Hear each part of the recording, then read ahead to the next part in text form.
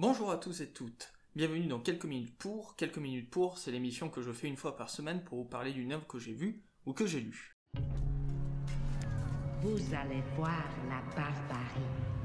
Un concentré de trahison, de perversité, de romantisme et d'amour trompeur.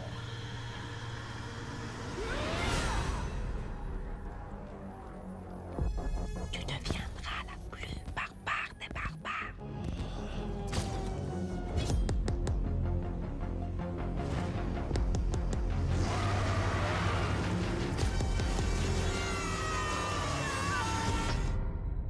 Vous ne connaissez pas Conan?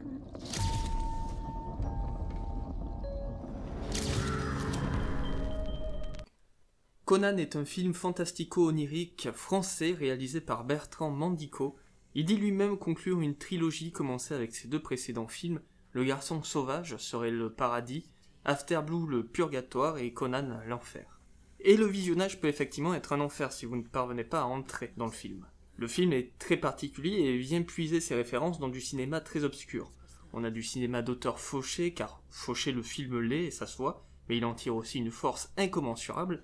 Du giallo, genre cinématographique typiquement italien qui a connu son âge d'or dans les années 70, qui joue beaucoup sur des couleurs criardes, des thématiques autour de l'aliénation, la folie et le sexe, et des décors très importants, ce sous-genre venant des films policiers. Dans sa violence graphique, sa représentation de la fragilité du corps, on retrouve également du Cronenberg, le réalisateur de La Mouche, qui met en scène ce que l'on appelle du body horror, un sous-genre du film d'horreur. Bref, le réalisateur a de très nombreuses sources référentielles cinématographiques, mais également hors du cinéma. Conan est basé sur le roman de 1932 de Robert Howard. Basé, c'est le mot. Mandico en reprend le tout départ et les thématiques, notamment tout autour de la barbarie. Le réalisateur dit lui-même, dans des interviews, qu'il a voulu faire un conte sur la barbarie, nous montrer la forme qu'elle prend durant tous les âges, représentés, eux, par les différentes parties du film. 6 au total.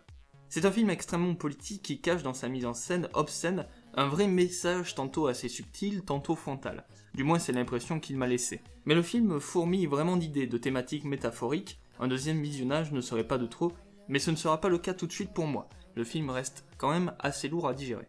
La couleur et la lumière par exemple sont particulièrement significatives. J'ai dit plus tôt que le film prenait beaucoup du giallo dans les couleurs, or il est en majeure partie du temps en noir et blanc. Mais lorsque certaines scènes sont en couleur, elles pulvérisent la rétine. Le rouge du sang est profond, les couleurs puissantes. Les quelques passages du noir et blanc à la couleur sont diégétiquement logiques, par exemple quand un personnage utilise un flash d'un appareil photo. Bien sûr, le présent est en couleur et le passé en noir et blanc, une utilisation de la couleur plus simple pour le coup. La lumière, elle, est vraiment magnifique, elle permet un noir et blanc d'une très bonne qualité. Elle est elle-même très symbolique et donne une vraie patte à chacune des différentes parties du film. De même pour les décors qui sont très cheap, mais le noir et blanc permet de faire illusion. Le décor est très similaire à des décors de films fauchés, fantastiques et de science-fiction des années 60. Mais le film en tire une force. Par exemple, dans la première partie, en fond, le décor change souvent et prend la forme de monstres gigantesques qui regardent la scène. La fumée est également très présente comme cache-misère, encore une fois, mais donne également un côté éthéré au film qui nous fait régulièrement passer d'un monde à l'autre, d'une époque à une autre. La fumée est comme un rappel, une corde qu'il nous laisse comme une continuité. La première partie du film reste dans un décor très immatériel, peu concret, et pourtant que l'on imagine très bien comme étant d'une époque lointaine, presque préhistorique. Le changement est brutal quand on arrive dans un décor d'une ville punk des années 80. La musique est aussi vectrice de lien entre le spectateur et l'action qui se déroule devant nos yeux.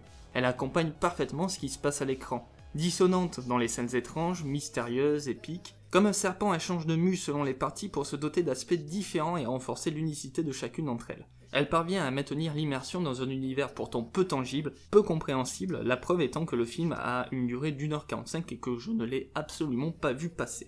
Le film est un bonbon pour les cinéphiles avec des idées de mise en scène, des techniques utilisées pour filmer qui relèvent à la fois du manque de budget mais également d'une ambition créative et artistique plus forte que ce manque-là, et même qui s'en nourrit. Cela permet une mise en scène audacieuse et originale. La transcendance du personnage par exemple est montrée l'espace d'un instant par le passage de l'image en couleur négative, comme si elle voyait d'un coup le monde d'une nouvelle façon.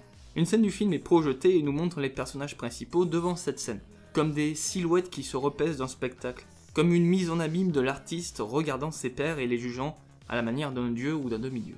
Car enfin j'arrive, au-delà de la forme particulière mais excellente sur bien des aspects, au fond du film, qui est au moins autant débordant d'idées. Je pense que chaque visionnage pourra apporter une clé de compréhension supplémentaire à cette œuvre, comme il pourra faire découvrir une astuce de mise en scène que l'on n'avait pas vue. Comme je l'ai dit plus haut, le film ne reprend pas du tout les nouvelles, mais pour autant il reste une très bonne adaptation dans sa violence, sa représentation de la barbarie dont l'auteur fait un état parmi toutes les époques. Il la montre purement violente, en contradiction et en fusion avec les sentiments amoureux, puis il dévoile qu'elle se nourrit du système et remet en cause les artistes. Il est difficile de ne pas y voir une critique du néolibéralisme et de la montée des autoritarismes dans le monde.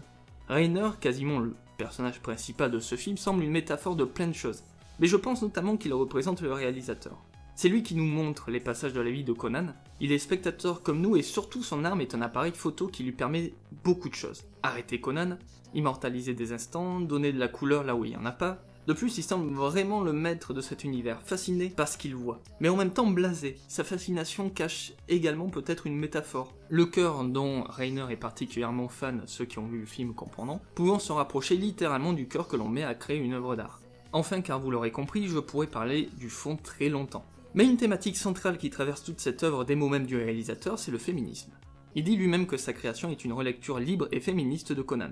Son héroïne est sexualisée à bien des moments, mais cette sexualisation est inhérente au mythe de Conan qui est lui-même aussi sexualisé dans des différentes représentations graphiques, qu'elles soient cinématographiques ou en bande dessinée. Mais sa sexualité est sublimée, c'est une sublimation de son corps et de sa barbarie, de ses capacités. L'imagerie que l'on a des femmes dans les récits pulp dont Conan fait partie, c'est soit des femmes correspondant parfaitement aux normes de beauté actuelles, fines, aux gros seins, avec des longs et beaux cheveux, souvent dénudés, ou alors des femmes qui sont considérées comme des hommes ou des monstres qui ont également une grosse poitrine, ça voilà, ça change pas, mais qui sont très musclées, presque androgynes, voire masculinisées. Conan dans ce film est une vraie femme, jolie, féminine certes, mais pas parfaite que je mets entre guillemets, ou ultra musclée. Elle montre qu'une femme tout à fait ordinaire peut devenir la plus dangereuse des hommes. C'est le message féministe de l'auteur. Alors, il peut être critiqué par les féministes elles-mêmes qui ne sont pas tout d'accord sur la représentation à donner à de telles femmes, mais elle a le mérite d'être tenue avec brio jusqu'au bout. J'aimerais conclure en vous invitant à aller voir à tout prix ce film, car je pense qu'il mérite d'être vu et d'engranger des entrées. Mais la proposition est quand même très particulière. J'espère que cette vidéo, que j'ai voulu avec le moins de spoilers possible, vous donnera une petite idée de si vous allez y aller ou non. À titre personnel, je pense que le mieux est de faire comme j'ai fait, se renseigner un minimum et se prendre le film en pleine face. Là, ça passe ou ça casse, mais si ça passe, vous aurez une séance de cinéma qui vous restera en tête pour un très long moment. Ça, je vous le garantis. Merci à vous pour ces quelques minutes, abonnez-vous, partagez, et je vous dis à la semaine prochaine.